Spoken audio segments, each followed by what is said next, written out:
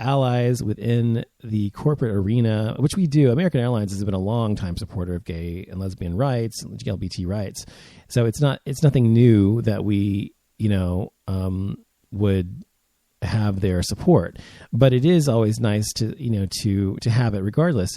And for them to be so kind of classy yet kind of snarky at the same time, I thought was fucking awesome. And that's what's so ridiculous. I mean, somebody who's going to a corporation, like for example, there are plenty of corporations, like for example, Chick-fil-A, the reason I boycotted Chick-fil-A, I don't go there anymore, is because of course, a couple of years ago, the whole gay thing about their CEO saying that I don't agree with the gay lifestyle. It's wrong, whatever.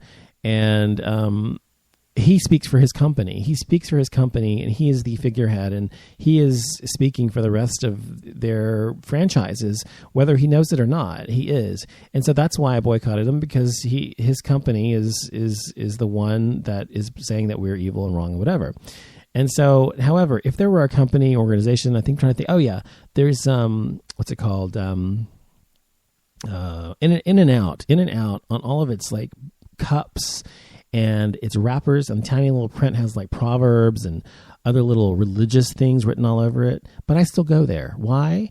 Because they have never said anything negative about gay people or done anything or that I know of or am aware of, that I've tried to educate myself about, but that I've seen, or donated tons of money to fight pro-gay. I can't think today. I can't talk either. Sorry. To fight pro-gay initiatives. They've never done any of that I know of or am aware of. And therefore, I still eat there. I still go there occasionally. And I have no problem with the fact that they're conservative and that they have certain beliefs. Fine. I'm okay with that, because I'm okay with people having different beliefs and believing different things. As long as you're not reaching your hand out into my life or, into my world and trying to prevent me from living my own life. As long as you stay on your side of the fence, I'll stay on my side of the fence, and we can shake hands and all will be just fine. And we can always even come together and have dinner sometimes. But as long as you're not trying to fuck me over, I'm good.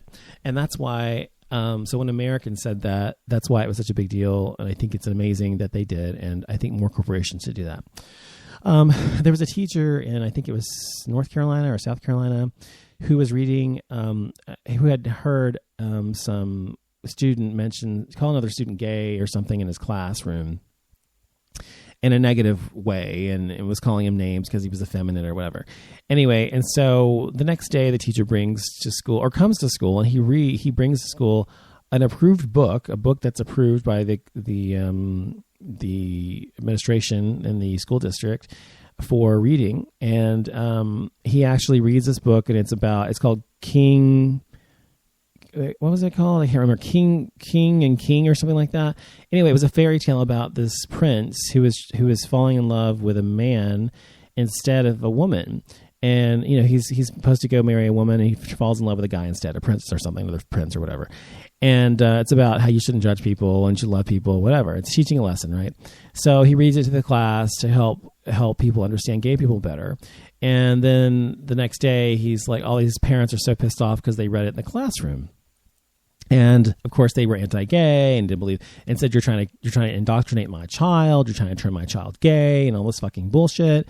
When of course he was just trying to do something good, which is actually teach a lesson. Hello. That's what he's supposed to fucking do, is teach, especially at that age, life lessons and things like that. Anyway, so he, as a result, even though the administration said that they supported him, and 2/3 of the teachers and the administration and the community and the parents supported him, he quit because of the pressure and because of the backlash or whatever, which I think is stupid. He should have stayed there anyway. But I can understand how the pressure would have been a lot. But anyway, my point is that these people had to try to get this guy to not read a book to their kids. And what's so ridiculous about this is, and the other thing is that now what they're going to do is make sure that anytime a controversial book or any book that's read to the classroom is read, that they get that information to the parents ahead of time, so the parents can pull their child out of the classroom if they are not, they do not feel that their child should be there to hear whatever the book is about. And the problem I have with that is that it doesn't make any difference. It's stupid if they hear it or if they don't hear it. And the reason is, if they're in the room and it's read or not is what I mean by the teacher. Because the reason is they're going to hear it from their friends anyway. After the class has read it, or the book's been read to the class, whatever it may be, if this one or another one, they're going to be read the book and they're going to learn the lesson and discuss it, whatever, afterwards. And then the other kid who didn't get to listen to or participate in the classroom discussion or listen to the reading, after the class will ask, well, what was the book about? What was it about? And the friends will tell him it's about this gay guy and and this is what happened. This is what they said they should do. And this is what you think, blah, blah, blah. This is why you should not be discriminating, blah, blah, blah. And he's going to have the same exact understanding as he would have in the room. I mean, he's going to, maybe not the same understanding, the same experience, but he's going to understand what it was about. So either way, he's going to be exposed to it. So it's a ridiculous thing anyway. Michael Sam, Michael Sam, the gay guy who has had a really hard time trying to find someone to play for. He's been drafted a couple times, or 3 times or whatever. And every time he's drafted, then he doesn't get, picked, and I guess he's just really not a good football player. I mean, he is African-American. He's big, he's tall, he's burly, he looks like he would be a good football player, but apparently he's not, because no one wants him. But of course, it's either, is it that, or is it that he's gay and they don't want him on the team? I think that he's just not a good football player. And the reason I say that is I don't think he's being discriminated against, because I think that they wouldn't have picked him in the first place if they were going to discriminate against him. I think it would probably do them wonders to have the first gay NFL draft pick, permanently on staff or whatever. So I don't think that that's it. I think that he just isn't a good football player. So he may actually need to have a career change and actually do something else. I don't know if you heard about this guy, oh my God, who was in Utah, and he owns a shop, a bakery or something. And he was knocked out, and he was knocked out on the head, and they knocked him out, and they tried to force feed him bleach when he woke up at one point from unconsciousness, and he went back out of consciousness.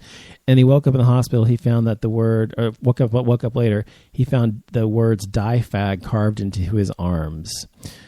And this is the problem, as I was mentioning earlier, about the myths about GLBT people, and all the lies and the bullshit and the misinformation that is out there and is perpetuated about our people in society. Because if it weren't for people doing those things, if it weren't for these religious nutbags and these conservative assholes and people who have no souls, trying their hardest to vilify us and trying to make us look like we're horrible people and trying to curtail our freedom and our rights, if it weren't for all of those things, these types of things would not happen. Because the fact is, this guy was simply gay bashed. I mean, more than gay bashed, brutally attacked. And because he was gay, and he has to endure this because of people like that, because of these myths and this bullshit that floats around out there, people perpetuate all the time. So this is the problem with doing that. This is the problem with believing anything you're told and all that. So people like this have to suffer as a result of it, because people are ignorant and stupid, both. I mean, sometimes people, who do this kind of things are gay themselves. Oftentimes they have sexual repression, and that's why they're trying to lash out against gays, because they themselves have had gay feelings or think that they might be gay, and they're trying to repress them.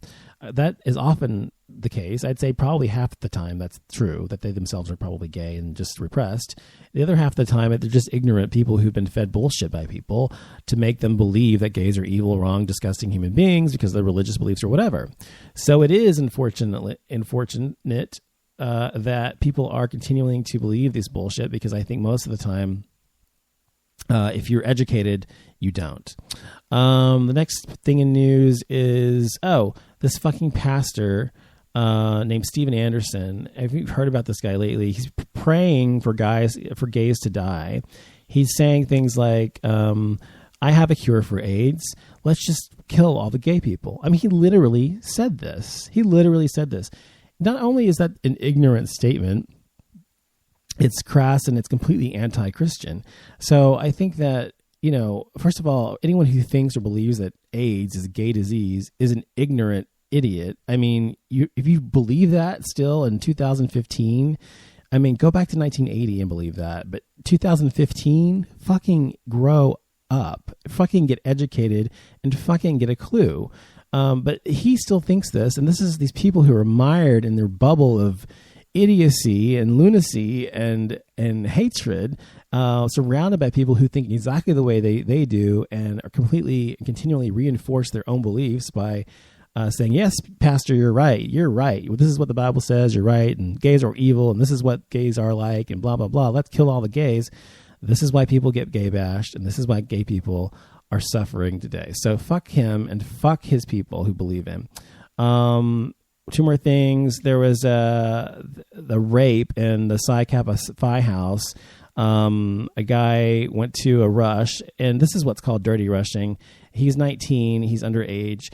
And he was supposed to be rushed, during the rush week, but actually they bring you in before that so they can get you before other fraternities have a chance to interview you or see what you're like or whatever, and kind of, warm up to you. That happened to me, at SMU. But anyway, and they were feeding him drinks and drinks and drinks and drinks. They did the same thing to me. Of course, I didn't get raped. I left because I was not comfortable there. I didn't like the people. I went to the SIGEP house at SMU is where I was. But anyway,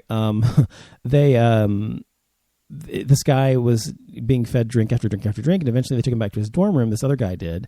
And when he passed out and when he woke up, he was being raped, like anally raped, forcefully and brutally, so much so that he had to have reconstructive surgery on his anus or rectum or whatever.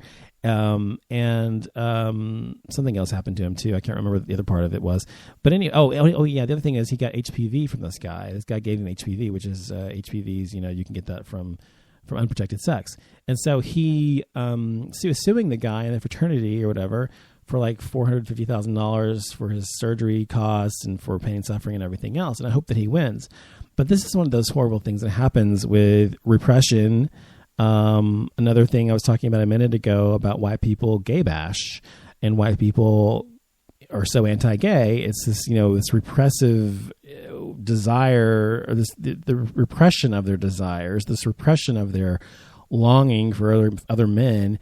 And instead of just being gay, they're in the closet and they have to do things like this to fulfill a fantasy or to sate their sexual desire instead of just being gay and doing it the right way.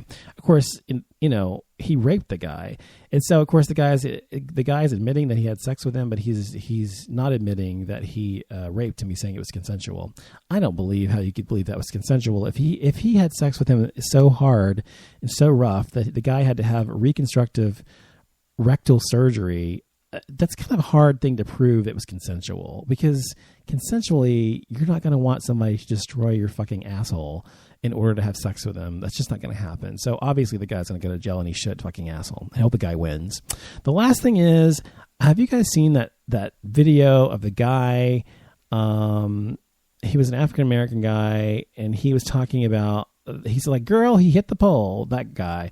And he was talking to you on a news crew about an accident he witnessed with the police or something. And the guy is so, I'm sorry, people think he's so funny or whatever. And talking about it, just, no, I'm sorry. He just annoys me. I don't like him. And he's very, very effeminate. He's very, very girly. And he's got long nails and lashes and mascara and wears like girly clothes and stuff like that. None of that bothers me. Fine.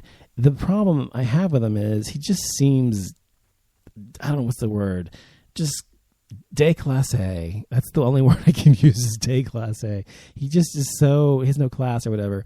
And so it's always interesting to me that these people who are caricatures of the gay community, and in my opinion, that's what he is, are the ones that the media picks up on. They're always the ones they want to talk to and to expose and to sensationalize, because it gets good ratings, because it's funny and it's fun to watch. And I don't have a problem with him per se. It's just that what he stands for to me is someone who's not really being himself and someone who's being a caricature just to get attention.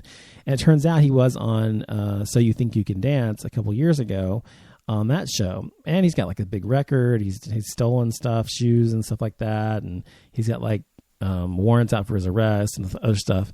And so it's just, why is it that they always pick up on these people, and these are the representatives of the gay community and the media, and not the ones who are respectable, generally speaking.